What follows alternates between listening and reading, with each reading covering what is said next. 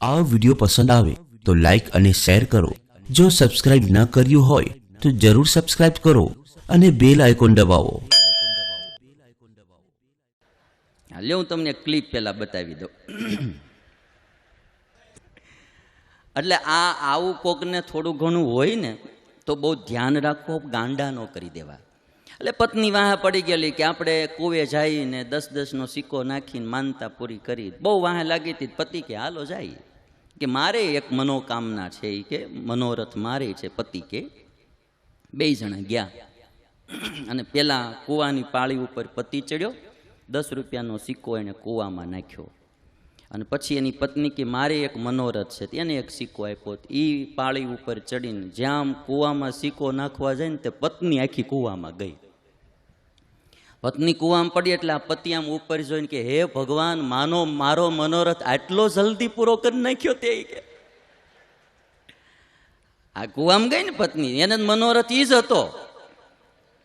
એટલે આ દ્રૌપદીના જીવનમાંથી થોડું શીખવું જોઈએ કે એકાબીજાના સંકટમાં એકાબીજાએ સાથ દેવો, એકાબીજાને સેજ નાની બાબતોમાં હેરાન ન કરવા, દુઃખી ન કરવા। યુધિષ્ઠિર અને એમના ભાઈઓ બધા પાછા ગયા છે। આ બાજુ દુર્યોધનને આ વાત ગમી નહીં એટલે ધૃતરાષ્ટ્ર પાસે આવે છે અને ધૃતરાષ્ટ્રને કહે છે કે આવડા ગયેલા ભાઈઓ એ હવે મને સુખી નહીં રહેવા દે। મેં ભીમને સંછેડ્યો છે, દ્રૌપદીનું અપમાન કર્યું છે, એટલે જરૂર એ લોકો મને મારશે, હેરાન કરશે। અને માટે પિતાજી મારું એક તમે માનો કે એક વાર ખાલી અને પાછું ઝૂકતું રમવા બોલાવો। દુર્યોધન કહે છે ધૃતરાષ્ટ્રને, તમે બધું પાછું આપી દીધું અને મને ના નથી, પણ એ લોકોને હવે મારા ઉપર દાજ ચડી છે એટલે મને જીવતો નહીં છોડે। અમુક માણાને સંછેડાય નહીં। દુર્યોધનને હવે ભીંહ પડી તો કહે છે એક બાજી રમવા દ્યો, અને બાજી એવી રમીએ કે જે હારે એને 12 વર્ષ વનમાં જવું અને 13મું વર્ષ એને ગુપ્તવાસમાં રહેવાનું, અને ગુપ્તવાસમાં રહેતા હોય એ સમયે જો એને પકડી લે, ઓળખી જાય તો વળી પાછું એને 12 વર્ષ વનમાં જવાનું। આવી બાજી રમવાનું નક્કી કર્યું દુર્યોધને। 12 વર્ષ વનમાં રહેવાનું, 13મું વર્ષ ગુપ્તવાસ રહેવાનું, જો એ સમયે પકડાઈ જાય તો વળી 12 વર્ષ વનમાં જવાનું, 13મું વર્ષ ગુપ્તવાસ રહેવાનું, એમાં પકડાઈ જાય તો વળી 12 વર્ષ વનમાં જવાનું। એટલે દુર્યોધને નક્કી કરેલું કે આમાં કયો દુર્યોધન છે? હા, ઊભો થઈ જા પહેલે, હાલ બાપા પાસે જાય, ન્યા જઈને વાત કરી કે આવી રીતનું અમારે રમવું છે, શું કરીએ? હું આ પાડે છે કે ના પાડે છે? આ પાડે છે, બે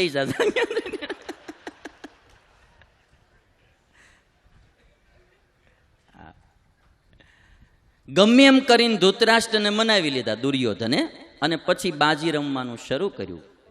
અને આ બાજુ યુધિષ્ઠિર અને દુર્યોધન હામો હામો જુગાર રમે। મામા શકુની પ્રમાણે આમ પાસા મામા નાખે અને સીધા એ પાસા દુર્યોધનના પક્ષમાં આવે, અને ત્રીજી બાજી પણ આ બાજી પણ યુધિષ્ઠિર હારી ગયા। અને જ્યારે યુધિષ્ઠિર જીતી ગયા એમ મામો ખરો છો, પણ ત્રીજી બાજી જીતી ગયા। અને ત્યારે પછી ભીષ્મ આદિ બધાએ ખૂબ ના પાડેલી કે તમે જુગાર નો રમો, છતાંય પાછો જુગાર રમ્યા। પણ એક પાત્ર મને આ મહાભારતમાં ગમ્યું, ગાંધારીનું। ગાંધારીએ આ પ્રસંગે જુગાર રમવાની ઘણી ના પાડેલી। ગાંધારીએ શું કીધું? ધૃતરાષ્ટ્ર પાસે જઈને એટલું કીધેલું કે તમે આ દુર્યોધન છે ને એ આપણા કુળનો નાશક છે।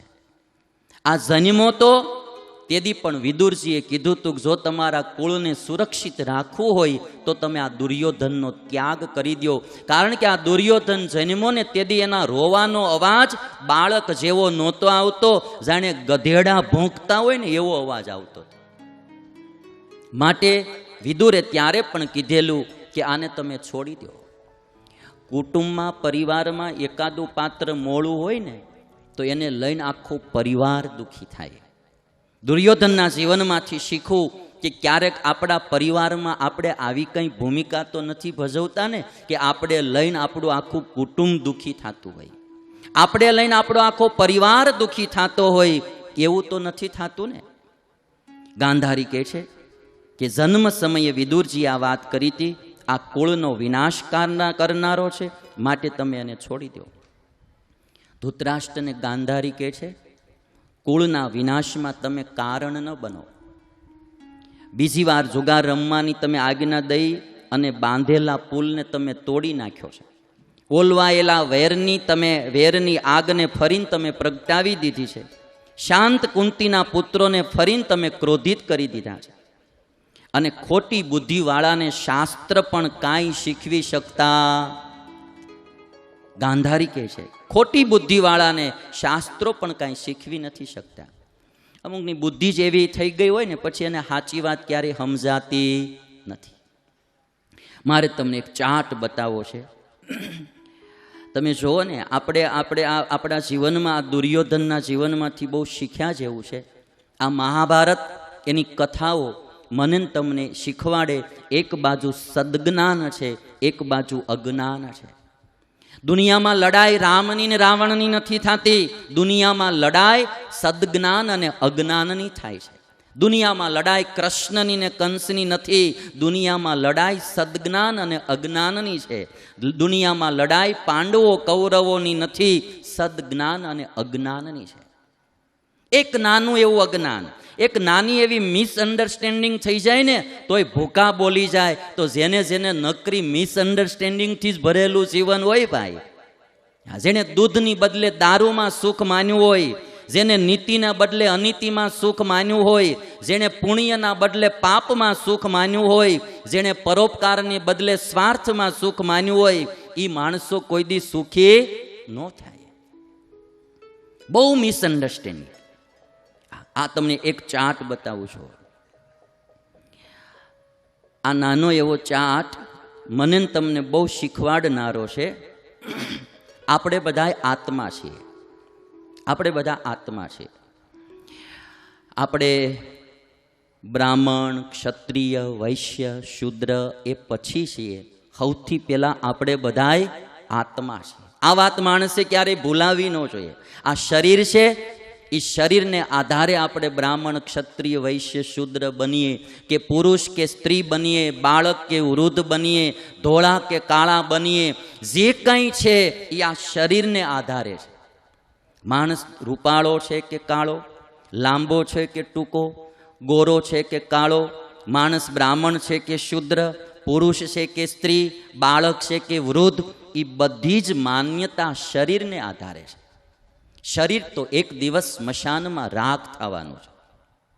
મારું તમારું કોઈ પણનું શરીર એક દિવસ સ્મશાનમાં રાખ થશે.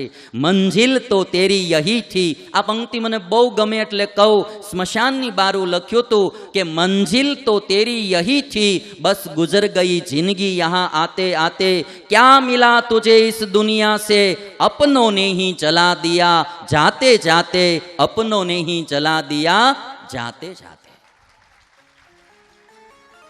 બહુ જાતિવાદમાં ન પડો, બહુ તમે શરીરમાં ન પડો. આ શરીર હું તમે નથી. આજ છે કાલ સ્મશાનમાં રાખ થાય. હું તમે આત્મા છે.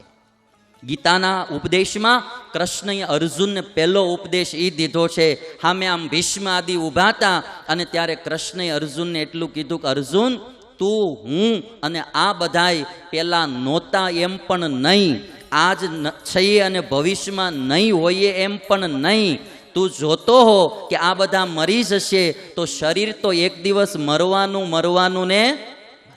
આ બધા આત્માઓ છે અને આત્મા કોઈ દી કોઈનો મરતો, એ ભરી ફરીને પાછો જન્મ લેશે. પુનરપી જનનમ પુનરપી મરણમ પુનરપી જનની જઠરે શયનમ. શંકરાચાર્ય બોલ્યા. 80 વર્ષનો ભાભો કાશીની બજારમાં ઊભો ડુકરું કરણે સંસ્કૃતના ધાતુનો પાઠ કરતો હતો. અને તેથી શંકરાચાર્યએ કહ્યું કે 80 વરે ભગવાનનું ભજન કરો, ડુકરું કરે તમારો મોક્ષ નહીં થાય. ભજ ગોવિંદમ ભજ ગોવિંદમ, ગોવિંદમ ભજ મૂઢ મતે. અહીંયા કાશીની બજારોમાં રોડ શો કરીએ કઈ મોક્ષ નહીં થાય. અહીંયા તો ભજન કરવું પડશે. અહીંયા કંઈ નકરા રોડ શો કરે થોડું કલ્યાણ થવાનું. અને એટલા માટે આજે આપણે બધાએ એટલું યાદ રાખવું જોઈએ કે આ શરીર હું તમે નથી, આપણે આત્મા છે. અર્જુનને કૃષ્ણ કહે છે કે તું આત્મા છો, હવે તમે આ ચાર્જ છો. આપણે બધા આત્મા છીએ. આત્મામાં જ્ઞાન છે, આત્મામાં જ્ઞાન છે. જ્ઞાન બીજે ક્યાંય નથી રહેતું, આત્મામાં રહે છે. એટલે આત્માને જ્ઞાનવાન કહેવામાં આવે. જેની પાસે ધન હોય એને ધનવાન કહેવામાં આવે, જેની પાસે રૂપ હોય એને રૂપવાન કહેવામાં આવે. એમ જેની પાસે જ્ઞાન હોય એને જ્ઞાનવાન કહેવામાં આવે. જ્ઞાનમ અસ્યાસ્તિ ઇતિ જ્ઞાનવાન. જેની પાસે જ્ઞાન હોય એને જ્ઞાનવાન કહેવાય.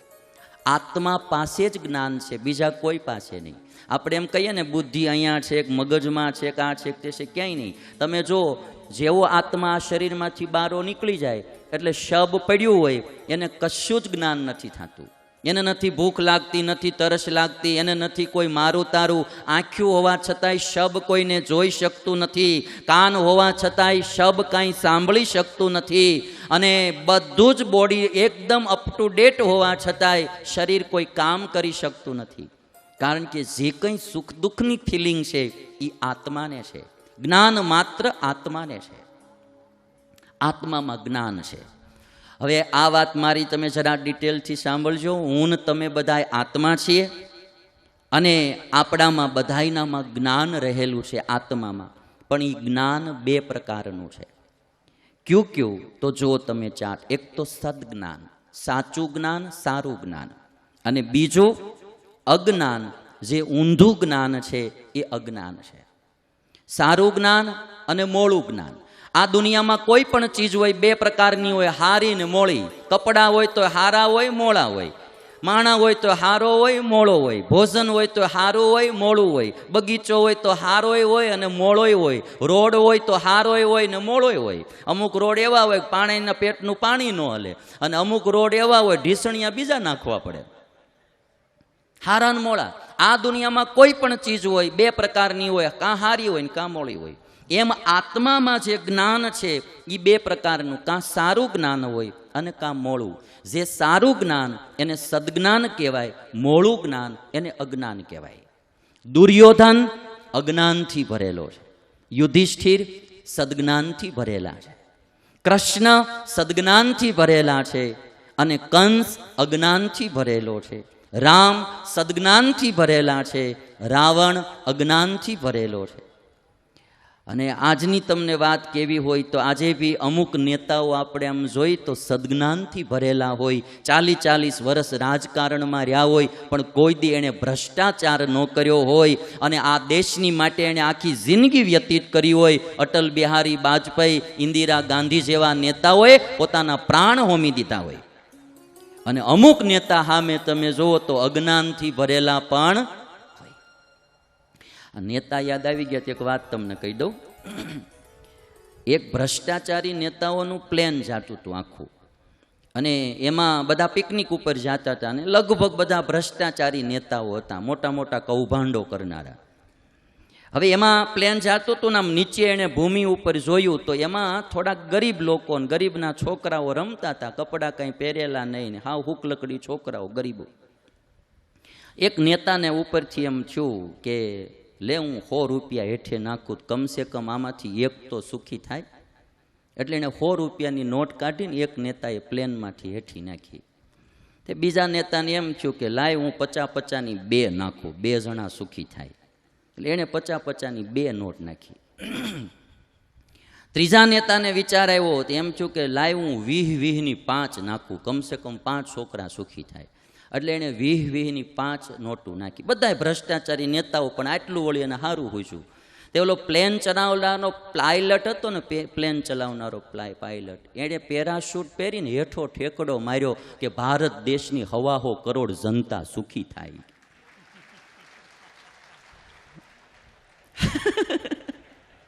પાયલટ જે પ્લેન લગાવતો હતો નેતાઓનું, પેરાશૂટ પહેરીને ઠેકડો જ માર્યો હોય કે ભારત દેશની 1.25 કરોડ જનતા સુખી થાય. હજી એ લાઈટ કાલ થાય આમાં કે બધા લેમ્પ તરત ન હળગે. આ ફોક્સ હોય ને એમાંય તે બે પ્રકાર આવે. આમ જેવી સ્વિચ પાડો એવા તરત અમુક થઈ જાય, અમુક ધીરે ધીરે થાય. એટલે જ્ઞાન અને જ્ઞાન છે એ બે પ્રકારનું. સારું હોય એને સદજ્ઞાન કહેવાય, મોડું હોય એને અજ્ઞાન કહેવાય. ચાર્ટ જુઓ તમે. આ વાત મારે ને તમારે આજ સમજીએ તોય ભલે, કાલ સમજો તોય ભલે, આ વર્ષે સમજો, આવતે વર્ષે સમજો, 5 વર્ષે સમજો, 50 વર્ષે સમજો, આ જન્મે સમજો, 100 જન્મ પછી સમજો. સ્વામિનારાયણ ભગવાન વચનામૃતમાં કહીને ગયા છે કે સમજે જ છૂટક્યો. જન્મ મરણમાંથી બારું નીકળવું હોય, ભાવ ભટકણમાંથી બારું નીકળવું હોય, 184 ટાળવી હોય, પરમેનન્ટ સુખી થવું હોય તો માણસે સદજ્ઞાન કેળવવું જ પડશે.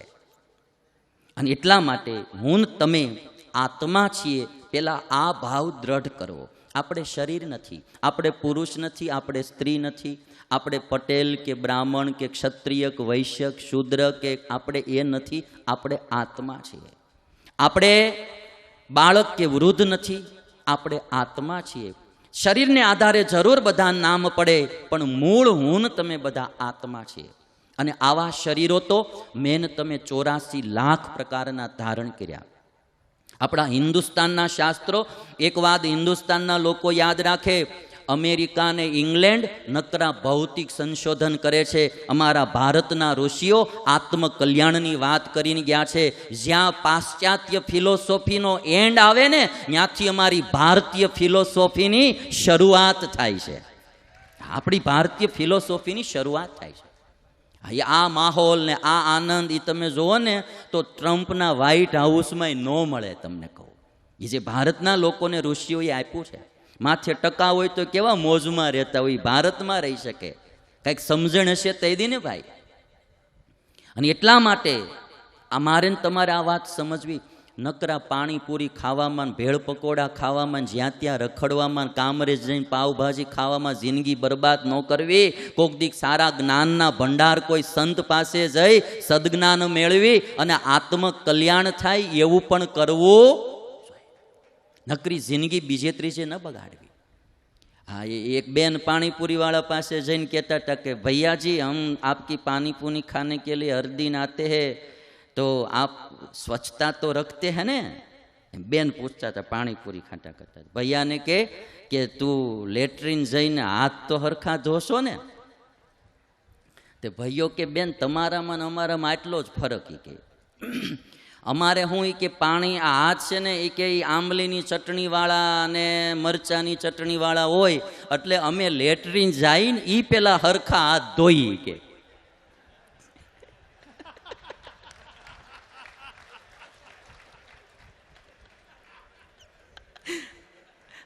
આ લાઈટ મોડી જ થાય.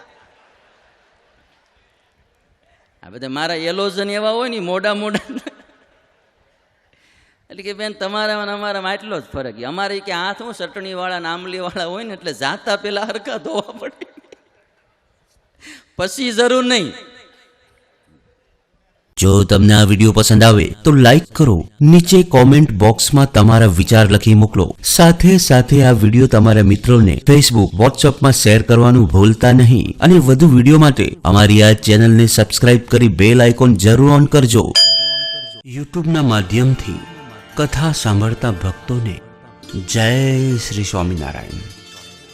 માનવ કલ્યાણ માટે જીવન સમર્પિત કરનાર પરમ પૂજ્ય સત્શ્રી, જેમની અમૃતવાણીથી કેટલાય લોકો વ્યસન મુક્ત થયા છે, કેટલાય પરિવારોમાં એકતા વધી છે, સમાજમાં પ્રભુ ભક્તિ, દેશભક્તિ, ગુરુ ભક્તિ, માતૃપિતૃ ભક્તિનો સંચાર થયો છે.